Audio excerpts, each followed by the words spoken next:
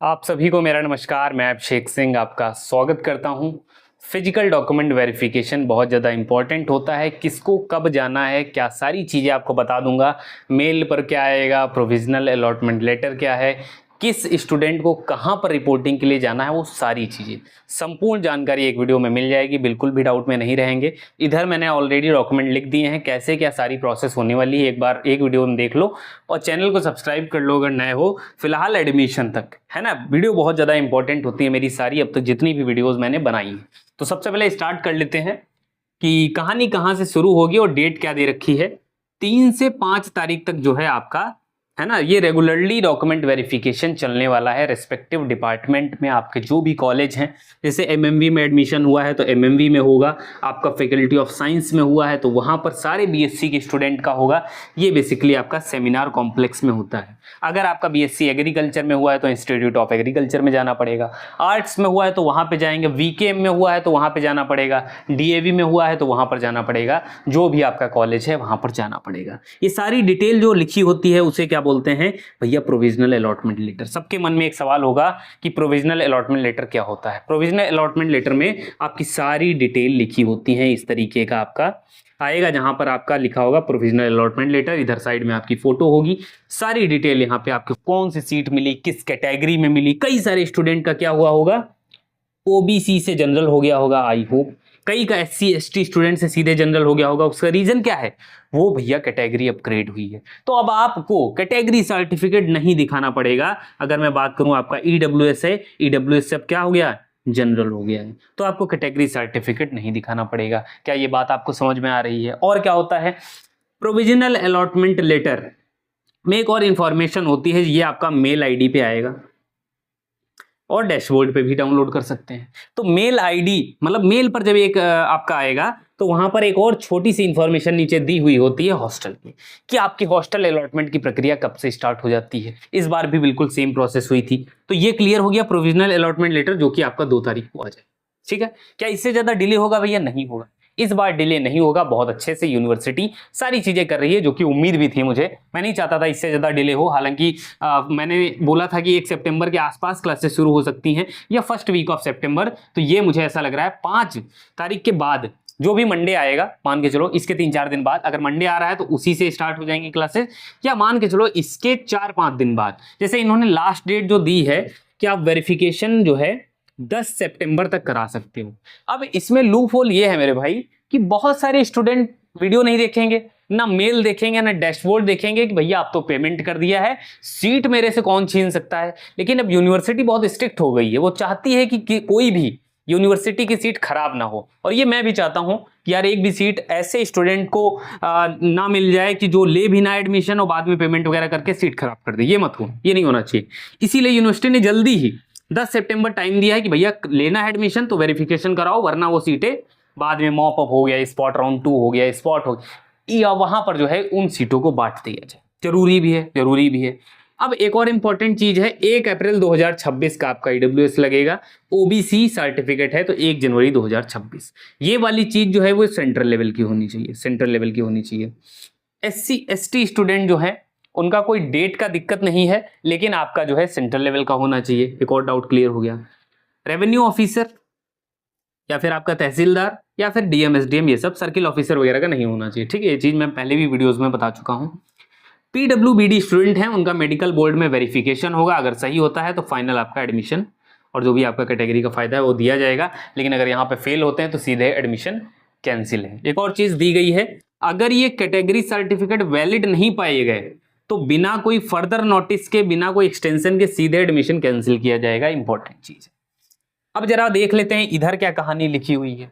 तो देखो ये जो ऑर्डर है, ये जो ऑर्डर है, इसी ऑर्डर में आपको सारे डॉक्यूमेंट लगाने होंगे मेरे भाई। सारे डॉक्यूमेंट इसी ऑर्डर में होने चाहिए। मतलब सबसे ऊपर एडमिट कार्ड होगा, उसके नीचे बीएचओ फॉर्म विद प्रेफरेंस, बता दूंगा कैसे ये डाउनलोड करना है, ये कैसे डाउनलोड करना है, सीयूटी फॉर्म हो गया, स्कोर कार्ड हो गया, ये 3 चीजें मैं बता दूंगा आपको कैसे डाउनलोड करना है। चैनल को एक बार सब्सक्राइब करके रखना है। अलॉटमेंट लेटर भी बता दूंगा।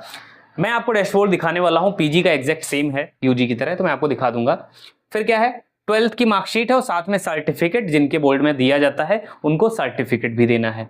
फिर हो गया 10th की मार्कशीट। ठीक है, कैटेगरी सर्टिफिकेट यही सारे हैं भाई, ईडब्ल्यूएस हो गया, ओबीसी हो गया, एससी एसटी पीडब्ल्यूबीडी, वार्ड कोटा से हैं तो आपको देना पड़ेगा। अगर आपके पास टीसी अभी नहीं है, माइग्रेशन में एक और चीज लिखी है कि अगर आपका बोर्ड प्रोवाइड करवा रहा है तो आप माइग्रेशन लेके आइए, लेकिन अगर आप यूपी से हैं तब तो आपको जरूरत ही नहीं है। लेकिन अगर आप बाहर से भी हैं और आपका बोर्ड माइग्रेशन आपको नहीं दे रहा है तो कोई दिक्कत वाली बात नहीं है। कैरेक्टर सर्टिफिकेट भाई ये मिलता है, बोर्ड जो है आपके स्कूल वाले जो होते हैं वो आपको प्रोवाइड कराते हैं। अगर आप स्कूल से पास आउट कर चुके हैं या किसी और कॉलेज में एडमिशन लिए हैं और वहां पर अगर कंप्लीट नहीं हुआ है तो भी स्कूल का ही लगेगा। अगर आपको कहीं से फाइनल डिग्री नहीं मिली है तो आप अभी भी एक स्कूल के ही स्टूडेंट, ठीक है, समझ में आ रहा है। लाइक ड्रॉप आउट करते हैं बहुत सारे स्टूडेंट, ठीक है। अब क्या है, anti ragging by the parents और बाय द स्टूडेंट। एक और डाउट ये रहता है, क्या हमें पेरेंट्स को लाना जरूरी है? माइक मार्कर फिर नहीं चल रहा है, ये नाराज हो जाता है भाई, ठीक है। क्या पेरेंट्स को लाना जरूरी है? तो देखो भाई, कई सारे जो स्टूडेंट होते हैं वो पेरेंट्स को लाते हैं, कई सारे नहीं भी लाते हैं। कोई दिक्कत वाली बात इसमें नहीं है। क्यों दिक्कत वाली बात नहीं है? आप कहेंगे बाई द पेरेंट्स, यहां पे तो एंटी रैगिंग के साइन होंगे पेरेंट्स के, तो कौन करेगा? आप करोगे, आप ही को करना है मेरे भाई, आप ही को करना है, ठीक है। तो बाई द पेरेंट्स मतलब आपको पेरेंट्स की भूमिका खुद निभानी पड़ेगी अगर आपके पेरेंट्स नहीं आ पा रहे हैं, जो कि मेरे टाइम पे भी, मैं 2023 में जब काउंसलिंग के लिए आया था ये चीज हुई थी। इस बार भी अभी मैं करा के आ रहा हूँ, या 27 तारीख को मैंने डॉक्यूमेंट वेरिफिकेशन कराया।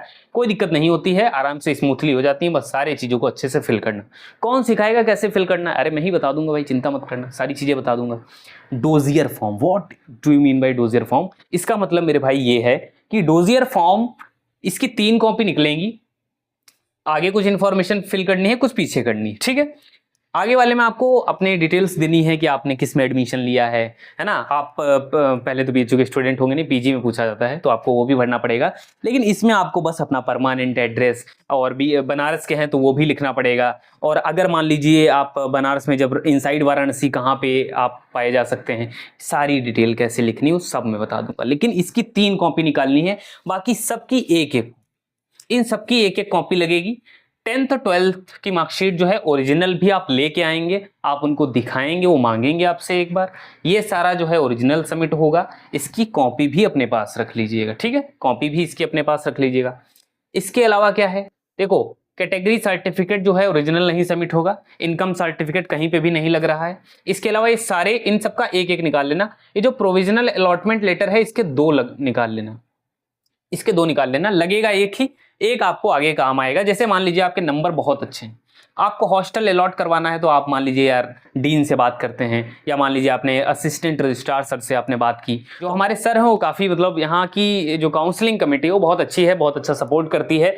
तो आपको हो सकता है प्रोविजनल अलॉटमेंट में हॉस्टल वगैरह अलॉट कर दिया जाए। तो एक बहुत बेहतरीन सी चीज़ होती है जो कि पीजी में इस बार देखने को मिली है, ठीक है।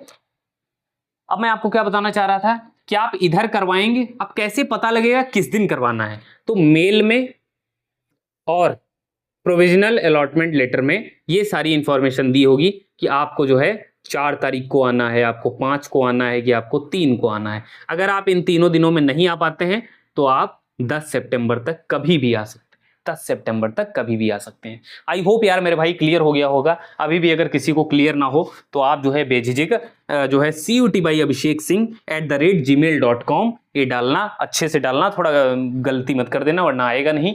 और आप जो है मेल आईडी पे सारे डाउट अपने पूछ सकते हैं, कोई दिक्कत नहीं होगी। अगर किसी को रूम वगैरह है, जैसे मान लो रूम है यार, किसी को रूम लेना है, पीजी लेना है, फ्लैट लेना है, कहाँ कांटेक्ट करें? ब्रोकर में फंस जाओगे जाके, मुझे मेल कर देना, मैं कांटेक्ट नंबर भेज दूंगा, सीधे जाके मिल लेना, मेरा नाम बता देना, वहाँ पे आपसे कांटेक्ट हो जाएगा। कोई दिक्कत वाली बात नहीं, पूरी सिक्योरिटी, 100% सिक्योरिटी आपकी रहेगी, खासकर फीमेल कैंडिडेट के लिए। एक और चीज़ आपको बताऊंगा, जब यहाँ पर आ जाएं बीएचयू में तो थोड़ा ग्रुप से बचना। बहुत सारे ग्रुप हैं, फर्जी ग्रुप आपको बुलाएंगे, कुछ फर्जी लोगों से भी बचना। टैग इस्तेमाल करते हैं, कोई कुछ तो मेरा ही नाम यूज़ करने लग रहे हैं, है ना, कुछ भी, है ना, प्रिंस बीएचयू करके, मतलब ठीक है, छोड़िए, जाने दीजिए इसको।